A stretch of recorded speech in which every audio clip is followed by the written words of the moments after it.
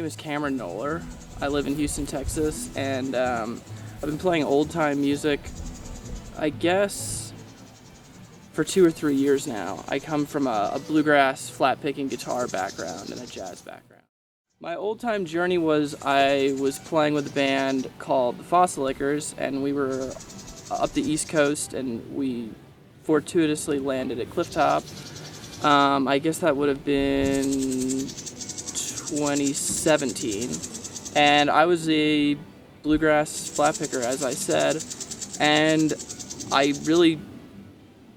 I enjoy playing rhythm guitar, but I kind of I had a hard time finding myself at home that first visit, so it kind of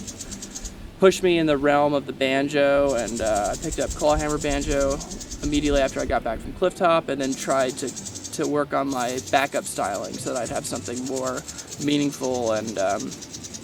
sincere to contribute the next year,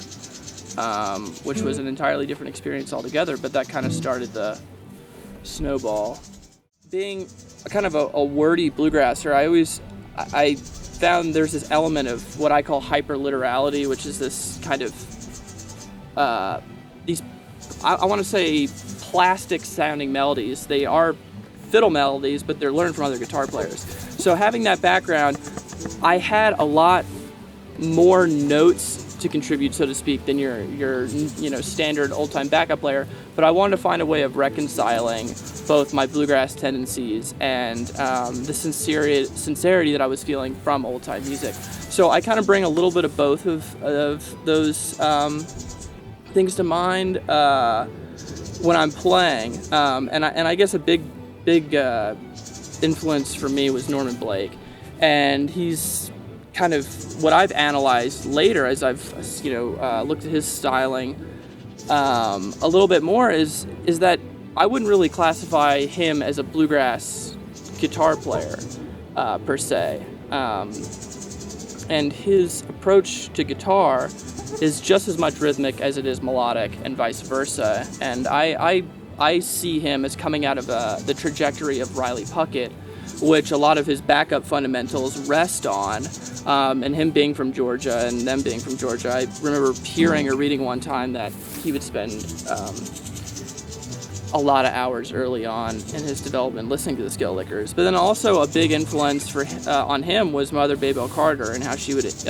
kind of interject strums amidst kind of a lower melody. So Norman Blake tends to play a lot of melodies low down, and I find that that's one portal into bringing kind of flat picking technique to old time, is learning source tunes first off reliably, but then putting them on the lower strings and using some of those cadential ideas to agree, or in some cases disagree, with the fiddler. So I think if guitar players were to learn more melodies, source melodies that is, they would have more creative and spontaneous things to contribute in terms of runs and backup material.